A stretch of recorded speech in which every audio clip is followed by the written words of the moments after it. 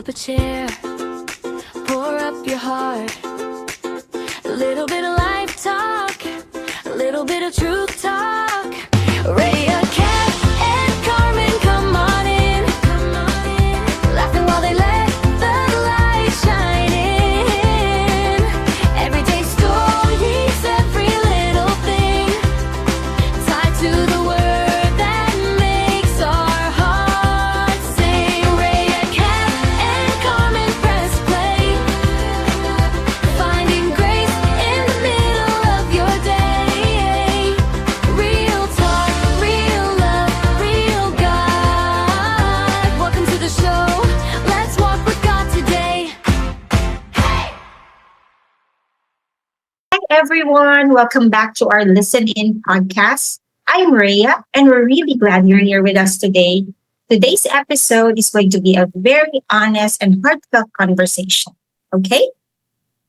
Hi guys, I'm Kat. And yes, medyo mabigat yung kwentuhan natin ngayon. But we feel like this is something people need to talk about. Hindi na pwedeng iwasan. Kaya naman ito ay real talk. And I'm Carmen. Alam nyo yon, parang, everywhere you look, news, social media, even conversations with friends, parang may sense na something's not right. Ay, oo nga eh. Why does everything feel so uncertain lately? From wars, disasters, inflation, political tension, fear, and anxiety. Parang alam mo yun, sunod-sunod na talaga. Yes, Sis Rhea. Kaya naman, tonight we'll try our best na sa real talk natin ay tungkol sa mga tanong na madalas nating naiisip kapag nanonood tayo ng balita o nag-scroll ng social media.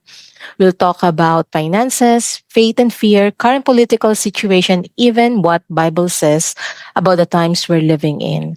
And as always, start tayo with a short prayer.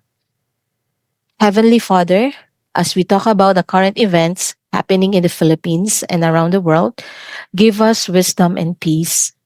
In a world filled with fear, confusion, and uncertainty, we ask for your guidance. Open the hearts and minds of our listeners. Help us learn new things today and understand your truth more deeply. Give us discernment about what is happening around us and help us stay rooted in faith instead of fear. In Jesus' name, amen.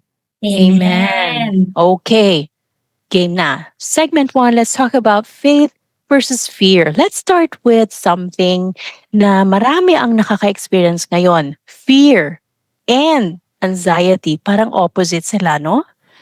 Yes, miss. Actually, gusto ko dagdagan yan eh. Pag nanood ka ng news or nag-scroll ng social media, marami din galit sa mga nangyayari sa bansa natin.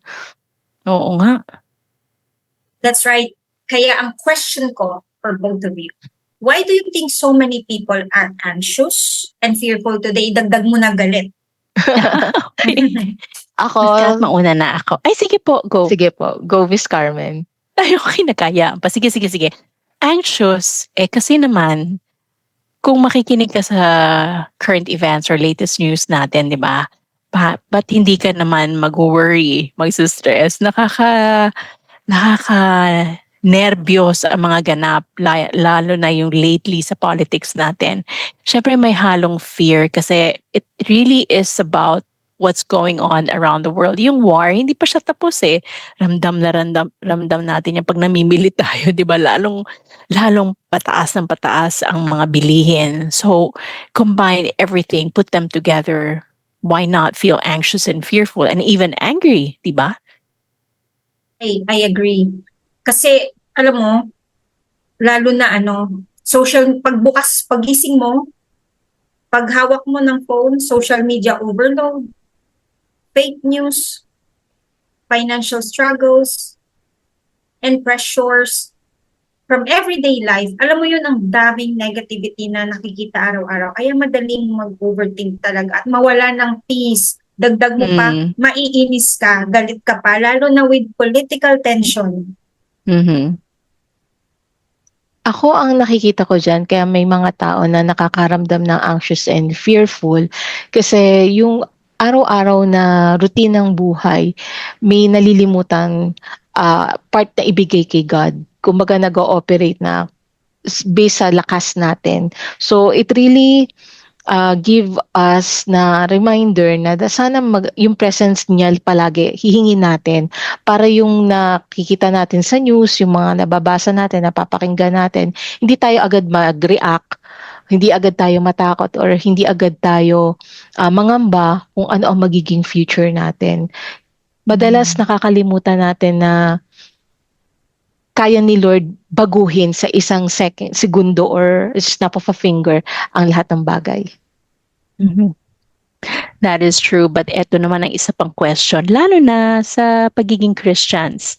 Tayo, normal pa ba na magkaroon ng fear from time to time? Anong take nyo dito? Ay, oo, normal lang. Kasi tao lang tayo. It's a natural human emotions. Alam Mhm. mo, naalala ko si Jesus Christ nung sa Garden of, Gethsemane, Yes. di ba? Na-experience niya yung deep sorrow, distress, and anguish. Alam mo yun, yung feeling na, alam niyo, mamamatay siya, di ba? Kayang-kaya naman ni God i-stop yun. Pero hindi, kasi yun ang nakaplano na sa buhay niya.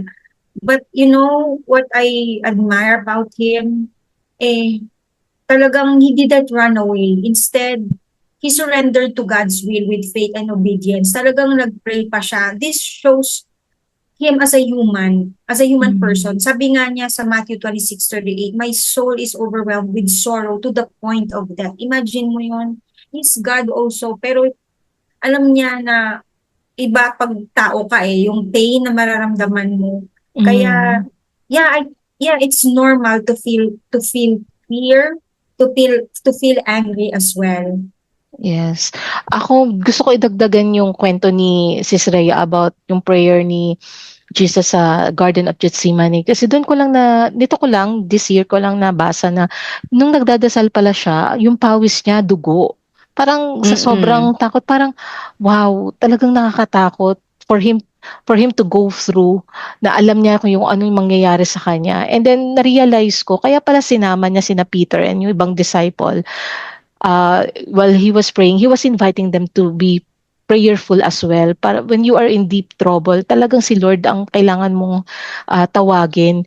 Ang nangyari yung mga disciple, natulog sila. And then sabi ni Jesus, the spirit is willing but the flesh is weak. Madalas tayo ganun Kaya tayo nakakaramdam ng fear. Pinangungunahan tayo ng ano ang hindi kaya ng katawan natin.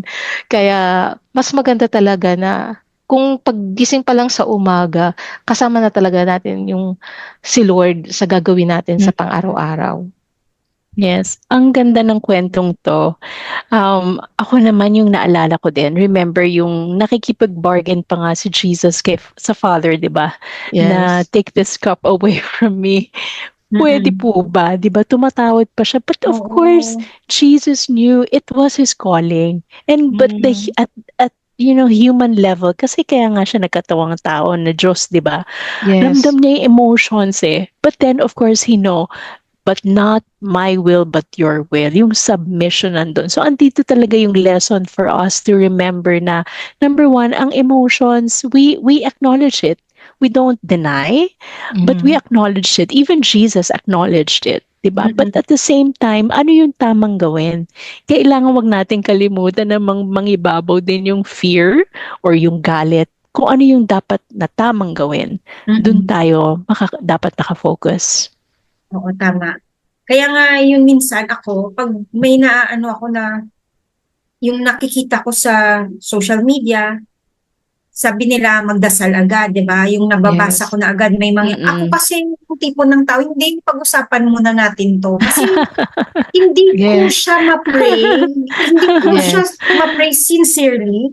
Yeah. Hindi ko siya maintindihan. Kung hindi ko siya pag-uusapan, lalo na gusto ko rin makuha yung opinion, lalo na nung mga katulad ko rin na yung mga believer na alam mo yun, kasi iba pa rin pag magkareho kayo ng so yun, ganun ako. So gusto ko siya pag-usapan para alam ko yung paano ko siya i-pray kay God. Alam ko yung hihingin ko. Para sincere. Kasi minsan, yes Lord, please bless this country, ganyan. Hindi ko siya gets. Para na siyang hindi ko, alam mo yun, nagiging repetitive na rin ng prayer. Alam mo yun, yung memorized prayer. Totoo yan, Miss. Kaya yung pag sinabi yung pray for the Philippines, ano ang ipagpipray mo sa Philippines? Alin ba Mm-mm. ang gusto mong mag-prosper? Yung masama, yung mabuti? Alin yung tutulungan mo ipag-pray? Kaya maganda rin yung discussion natin ito. Buti na lang, binigyan tayo ng pagkakataon to share with our listeners na normal na magkaroon ng fear. Normal din na i-check din yung heart natin. Yung ba paniniwala natin is talagang pang-flesh ba 'to, spirit-controlled pa ba tayo or spirit-filled pa ba tayo? Maganda rin may kasamang kapwa believers that would really tell us, "Oh, nalalayo na tayo, naliligaw na tayo." Kaya Mhm. sana magkaroon yung mga listeners natin ng pagkakataon na, ah, magkaroon ng kasama sa walk nila kay God. Mhm.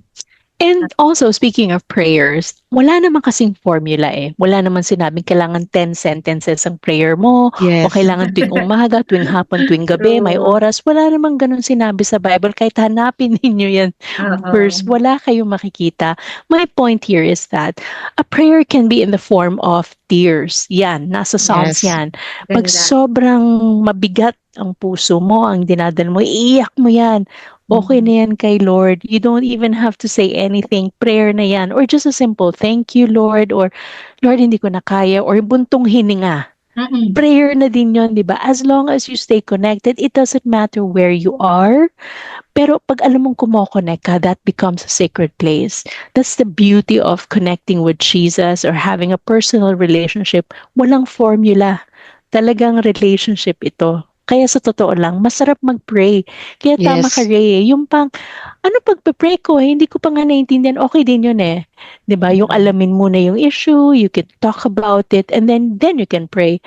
But there are also moments that you just want to be quiet and to be silent, and you wait for the Holy Spirit and have that discernment. Because sometimes we can ask, ano po bang pagpe-pray ko? That's also a form of prayer, di ba? Kaya ang Yes. sarap mag-pray. Totoo, Miss. Tsaka gusto ko lang din panghawakan yung sinabi sa 2 Timothy chapter 1 verse 7. For God has not given us a spirit of fear, but of power and of love and of a sound mind. So imagine kung Mhm. araw-araw na nagpe-pray tayo, mas nagkakaroon tayo ng lalim yung relasyon natin kay God. Mas nakakausap natin siya. Yung iniisip natin, hindi agad tayo masisway ng Yes. kung anumang distraction sa mundo. And maybe Yes. when we share personal experience to sa mga kasama natin, kailangan mangibabaw din na ang pinipili natin yung faith over fear. Kasi pwedeng nagkukwento tayo sa mga kakalala, loved ones natin, ang pinangunahan din tayo ng takot. So, ang spread natin, fear. So, mas maganda na we encourage each other. Ang ini-spread natin is yung how we can walk together na nalilid natin about sa kay Jesus. Yes. That's right. Now, since we are talking about yung current events, may major tayong gusto sanang pag-usapan ngayong since nagre-real talk tayo, yung current political situation in the Philippines. Hmm. Anong masasabi Oo. mo dito, Sis Rhea? Alam mo, ang daming tension online ngayon. Yan. Ang bilis uminit ng ulo ng mga tao. Kaya sila Yes. nag-aaway-away because of politics. So true. Ay, pati ang magkakapamilya, nagkakagulo. Ang mga magkakaibigan, nagkakatampuhan dahil hindi magka-agree, di ba? Naku, nagpe-personalan tuloy. Yes, Miss. Pero ano yung observation nyo sa current political situation? Ano ba? Sobrang lala na ba? May pag-asa pa ba? Mababago pa ba to? O Well, what sige, Kat, go. ano yung masasabi niyo, Sis Rhea? Well, sa totoo lang, very divided ang political atmosphere ngayon sa Philippines. Alam mo ngayon, marami ng tao na very vocal online. Kasi kahit nga ako, yung mga taong kilala ko, nakahimik yan in real life. Nako, sa social media, grabe. Ang galing, ang bilis mag-post. Hindi ko akalain na ganun pala sila. Tsaka, kasi alam mo, minsan, mas nauuna ang emotions kaysa facts. Alam mo, Yes. parang every issue, halimbawa, may news ngayon. Magiging another issue yan. It becomes a battle between camps instead of healthy discussions. And at the end of the day, alam mo yun, kahit iba-iba ang political views natin, alam mo, pare-pareho lang naman tayong may gusto ng safer, more stable, mas maayos na future para sa country natin or para sa bansa natin. And of course, sa family natin. Yun lang naman eh. Totoo, Mm. miss. Yung sinabi mong divided today, naalala ko tuloy yung quote na sinabi ni Karl Marx na yung gagawin daw ng lahat ng mayayaman na maging divided ang mga mahihirap para wag silang lumaban. And yun nga yung nangyayari sa ngayon. Kaya hindi tayo magkasundo, divided tayo. Yung marami galit sa four-piece, galit yung iba galit sa yung mga nasa middle class, hindi pinapakinggan na sila kinukunan ng tax pero yung mga serbisyo walang dedicated para sa kategory nila, ang mas nakikinabang yung mga nasa poverty line. Kaya makikita mo na may mga injustices na na-overlook na yung sana na susolusyonan sana ng mga nasa nakaupo or nasa posisyon sa gobyerno. Ito kasi yung panahon na mataas yung expectation na sana yung mga leader ang nagdaan tayo sa pandemic, iniisip mo sana naging mas compassionate sila, mas gumanda yung mga serbisyo kasi nadaanan natin yung worst eh. Pero ang nangyari na mas nangibabaw yung greed, marami kang balita about maleta, may panunuhol, may mga naaresto. So nakikita mo na misuse talaga yung public funds. Sabi nga, di ba, iwasang pag-usapan ang religion tsaka politics kasi that will really divide people. Yes. Pero Isa sa pa totoo yan. lang, oo, pero kasi naman lately, di ba, yan ang hot topic eh. Nagiging pastime na nga yan ng ibang Pinoy, buong araw yan ang gusto pag-usapan. Masarap siyang pag-usapan, pero number one, kung may trabaho ka, okay, mag-focus na kayo din sa ibang kailangan priorities. And number two, kailangan maingat din tayo pag sa share ng mga opinion kasi nga yung iba medyo na-offend or Yes. baka naman misinformed din tayo or hindi pa verified yung mga information na nababasa natin. So, kailangan minsan hinay-hinay tsaka mag-antay din tayo ng mga confirmation. We do our cross-reference before we even react. Siguro lang ngayon, emotions are very high dahil maraming pagod. Marami kasing nangyayari sa mundo. Tapos ito pa yun sa politics natin. And I'm sure may idea kayo kung ano nangyari, di ba, lately sa Senate, sa Congress. Kaya ang mga Pinoy medyo very sensitive ngayon. Hindi rin natin masisi kung Yes. bakit divided tayo. Plus, eto na, social media. Siguro karamihan ng mga Pinoy merong mga platforms na may mga accounts sila, di ba? Social media also plays a huge role in our daily lives, whether we can admit that or not. Baka nga pagising natin sa umaga, check agad ng Facebook, check agad ng IG at lahat pa ng mga platforms, di ba? Nakikibalita agad tayo. So, ang next question, what do you think? How does social media influence people's political views and emotions? Ako, ang nakikita kong dangerously na nagagawa ng karamihan sa atin is yung nagbababad sa isang political figure or influencer na sa tingin natin, akala natin, yung may sound judgment. Pero over the time, sabi mo nga ni Miss Carmen, we should not be quick to judge unless may verified information. It really takes time. At talagang yung makikita mo na, itong palang mga taong to, dati tama yung mga binibigay nilang information, tama yung kanilang direction. But then, bakit pagka nasubok ng ibang situation, nagiging iba yung decision nila. So we really have to be discerning. We really have to ask for wisdom. Yung political views natin, pag iisa lang yung pinapanigan natin or lagi na tayo na-expose, in the long run, yun lang yung paniniwalaan natin. Kaya mas maganda na siguro alamin natin both sides, or if it's something na nag-i-invite na maging hateful or toxic tayo, we should step back. We should be mindful na yung content na sinishare na ano ba yung motibo nung influencer na ito. May benefit ba siyang nakukuha na hindi ko, or nagigain na hindi ko hagip ng aking or hindi ko kayang alamin as of now. So, Mm-mm. dapat talaga ay aralin natin mabuti yung mga sinusundan nating influencer. Uy, totoo yan. Yung social media, it has a huge influence on people's political views and emotions. Kasi ito nga ang main source of news and opinions ng marami. Sad to say, even the young generation, napapansin ko ha, pag may nangyayari sa mga idol nila, sa mga, alam mo yung favorite nilang, Mhm. feeling nila parang silang namatayan. Feeling ko parang close sila kahit hindi pa nila na-meet tong taong ito. Ganon sila. Kaya kaya ngayon ang social media mabilis kumalat yung information videos and reactions plus pa may AI. Kaya ang tao naniniwala agad, maapektuhan ng emotions whether anger, fear, sympathy or excitement. Kaya ang problem, hindi lahat na nakikita online ay accurate or balanced, puro one-sided. Kaya importante talaga ang tama yung sinabi mo, Miss Kat, yung fact-checking at critical thinking at pagiging respectful kahit magkaiba ang political views. At ang sinabi mo nga na hindi naman kailangan maging hateful or toxic.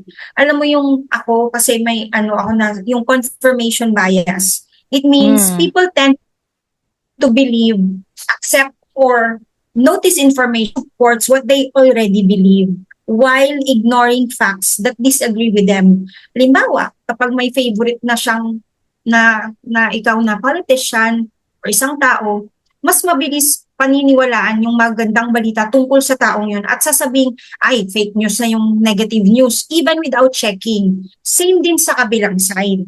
So, alam mo, kahit ako, may favorite din ako na politician, pero pina-follow ko rin yung kabilang, alam mo yon yung opposing side. Kasi gusto ko sila maintindihan. Kasi listening to both sides helps us become wiser, more informed, and more compassionate. Hindi ibig sabihin, agree ako sa kanila ha, hindi ibig sabihin agree tayo sa lahat. But it allows us to understand why people think differently. Siguro as a Christian, ganun dapat, may open-mindedness na it Yes. allows us to understand why people think differently. And I'm sure sila, bakit to hindi niya ako naiintindihan? Bakit iba siya mag-isip? Ganon din sila siguro sa atin. Yes.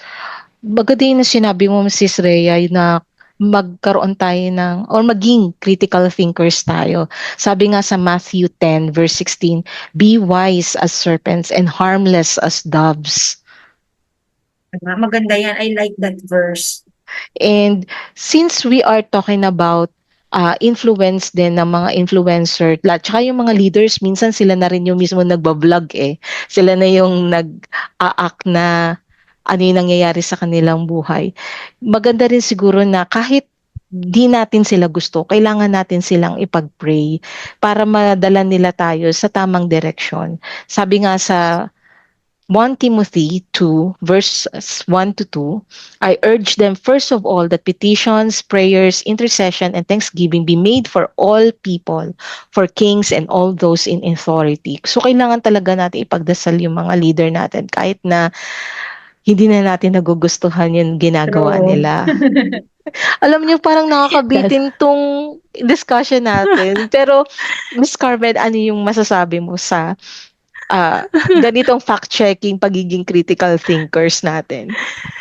Hindi, babalik ako dun sa verse about sa 1 Timothy na yun na nga, to pray for those in authority. 'Di ba? Parang minsan yung loob mo lumalaban, ayoko kasi ayaw mo dun sa leader. But klaro yung sinabi ng word ng nasa Bible, 'di ba? Regardless of what we feel, but it's the right thing to do. And if we don't even know what to pray for those leaders, di ba? Yes. And then of course, ask tayo ng help sa Holy Spirit what to pray for them. But of course, as leaders, we hope that our country will be in the right direction. So we pray for wisdom na sila makuha nila yung tamang direction or tamang gagawin para sa Yes. bansa natin and not for selfish gain.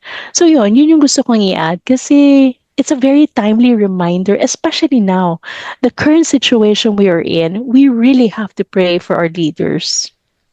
Yes. At dagdag ko lang din, I think na nakalimutan din ng mga leaders natin that they have to have a heart of service. Yan yung Yes. nakakalimutan nila eh. Kasi ngayon ng mga leader, pag nakaupo, feeling nila may-ari na sila ng pera ng taong bayan. Yeah. They forget that they are there to serve us. Parang, tingnan mo si Jesus. Siya ay anak ng king. Siya ay king. Sorry, anak Yes. siya ni God. Pero what Mm-mm. did he do? He washed the feet of his apostles. Siya, yun yung Yeah. example ng Yes. totoong leader. Diba? Hindi nga siya nakaupo lang Talagang nagtatrabaho siya. He's looking for solutions lagi. Umiikot siya. Mm-mm. Ayan. Kaya ang dami niyang miracles. So, yan ang nakakalimutan ng mga leaders natin Yes. And sana wag nilang makalimutan na God cannot be mocked. Yung ginagawa nila, grabe, hindi nila maloloko si God. At the end of the day, Ay. kailangan nilang harapin yun. And they really need to repent. That's right. Yeah. Now, maybe some listeners today are feeling fearful, confused, or spiritually tired. Or maybe they've been far from God for a long time. And today, you want to come back to Him. If you want to accept Jesus Christ as your Lord and Savior, you can pray with us. All you need to do is believe and have faith that Jesus hears you. Dear Lord Jesus, I know that I am a sinner and I ask for your forgiveness. I believe you died for my sins and rose from the dead. I turn from my sins and invite you to come into my heart and life. I want to trust and follow you as my Lord and Savior. In your name, amen. If you have prayed with us and you believe in this promise, you can reach out to a local church, SACPO, CCF, BCF, or any local Christian churches in your community so you can be guided on your next steps. Okay. So, before we end our Real Talk Part 1 pa lang to ha? Napakabitin pero wala na kasing Yes. time. So, my final question is, what is your biggest takeaway from today's discussion?